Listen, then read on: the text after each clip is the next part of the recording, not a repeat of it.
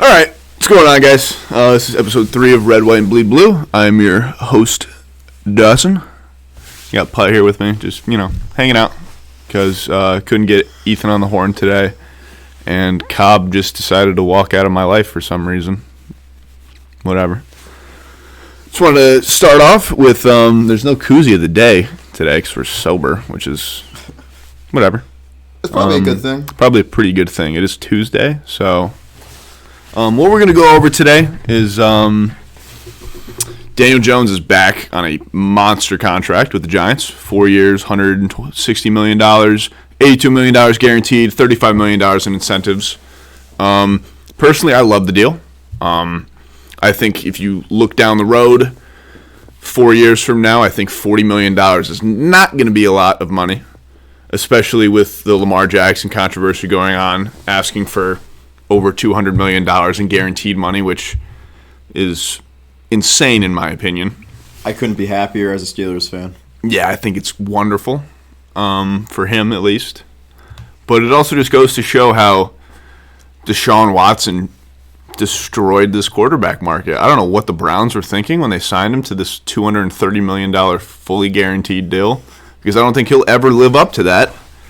And I don't think that Lamar Jackson would live up to that either because of the injury concerns that come with him. And this is why I think that Daniel Jones' deal is pretty spectacular when you dive into it, because the only reason that the Giants would ever actually pay him this contract in full is if he is super successful with the Giants. You look at the $35 million in incentives, it's playoffs, it's passing yards, it's touchdowns. If he hits all of those incentives, that only means good things for the New York Giants. And that means that we're going to be a very successful team during the 4-year tenure with Daniel Jones if we do pay him all this money, which hopefully we do. All right. And last but not least, another huge signing that the Giants made was retaining Saquon Barkley with the $13 million franchise tag. There was definitely a little bit of concern in my head that the Giants weren't going to re-sign him. John Merrick came out earlier today that although there has been a lack of a multi-year offer on the table for Saquon, they want him to be a New York Giant for life. I would love to see him be a New York Giant for life.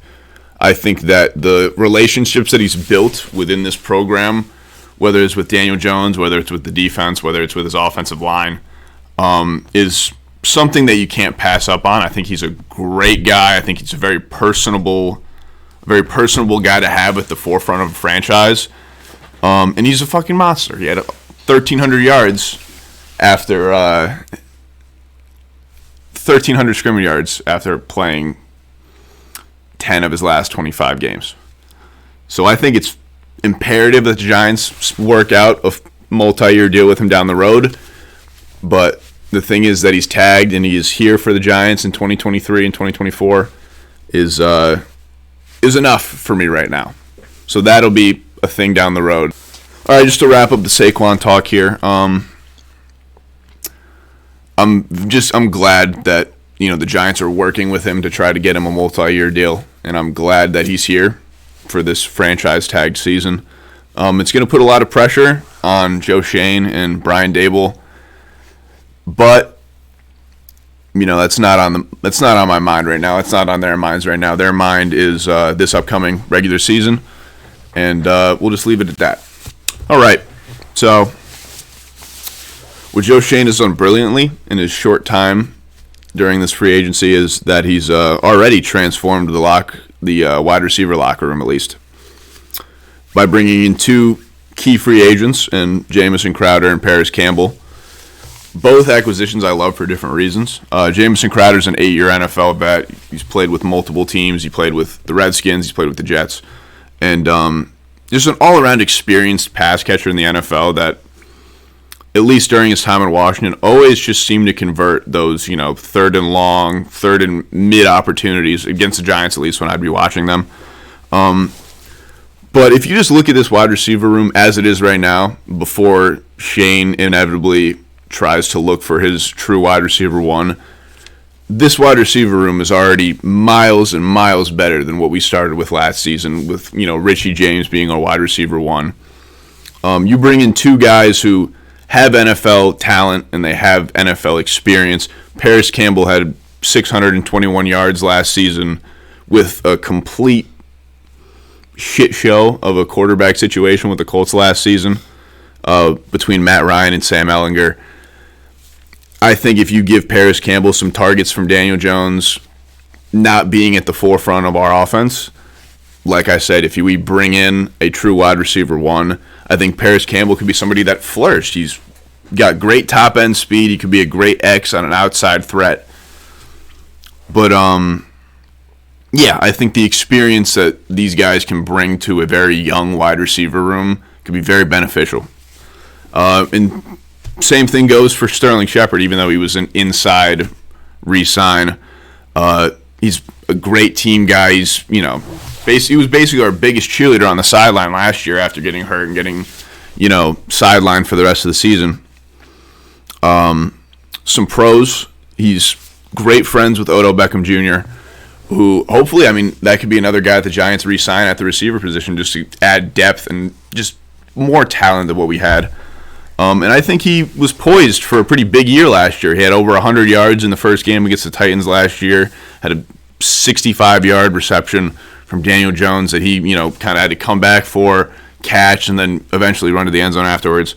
So he was poised for a pretty big year last year. Just wasn't obviously given the opportunity, considered he got sidelined. But some cons that come with Sterling Shepard is that we don't really know how durable he can be for the rest of his career.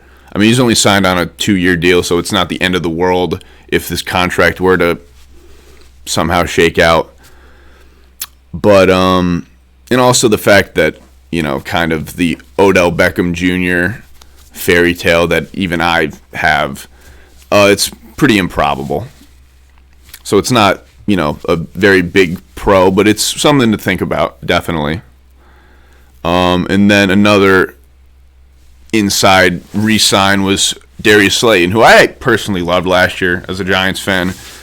A pretty eye-opening stat, though, is that he had an over 20% drop rate last year, which was the highest in the NFL, which really does not look good.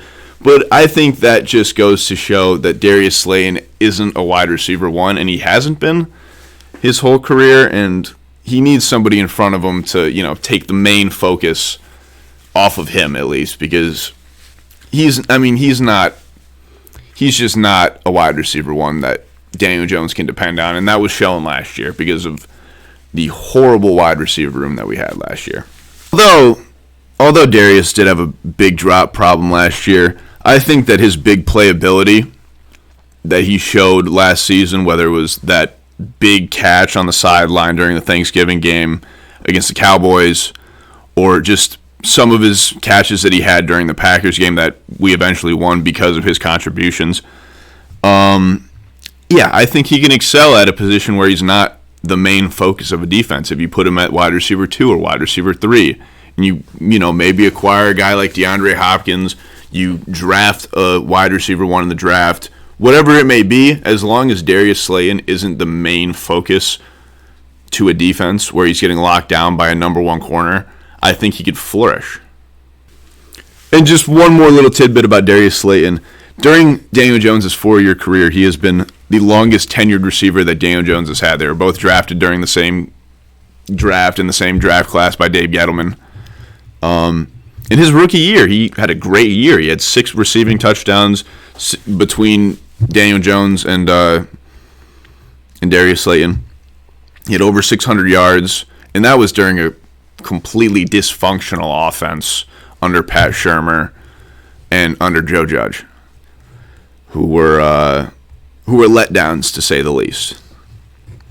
So I think that the Giants know that this is a guy that Daniel Jones has built chemistry with over the last couple of years, and I don't think they want to ruin that chemistry. I think he's definitely not someone that you talk about when you talk about, good receivers in the NFL, but he can be dependable if he needs to. But that means that we need to get another receiver to put in front of him. Moving on to the defense now, there have been 2 huge signings that the Giants have made over the past week. One being Bobby Okereke, linebacker from the Colts last season, who had a monster year last year. And that's a hole that the Giants have been dealing with for years upon years, ever since 2011, to be honest. They've never had a good Mike linebacker in the middle since John Beeson. And John Beeson was 35 years old when he played with the Giants. Bobby Okereke had 151 tackles last year, which was by far the most of his career. He had 5 passes defended, a linebacker, which I love. He's a two-dimensional guy who can step up against the run and even still drop back into coverage, because that's another huge thing that the Giants suffered with last year, is that they couldn't be two-dimensional at the linebacker position. It's either they got killed.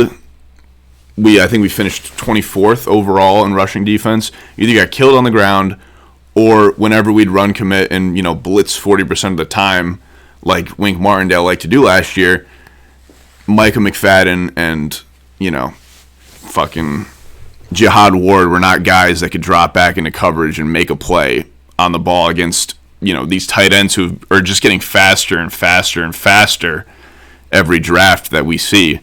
And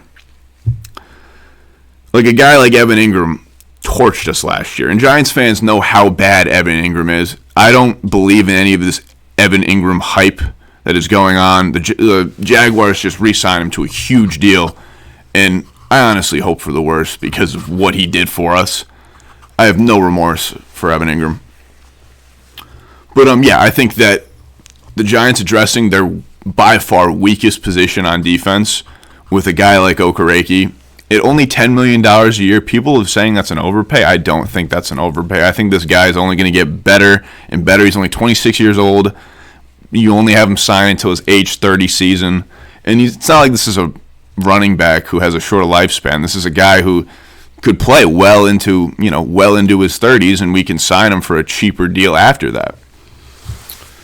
And if we're talking about addressing weak points too, the Giants signed Amani Oruwariye. Was that right? Yep. Or Oruwariye. Yep, Amani Oruwariye. I'm sorry if I'm butchering that. I'm pretty sure that's right, though. Who had a monster year for the Lions during 2021 at least. Had a pretty down year last year, but I think a scenery change could work for him.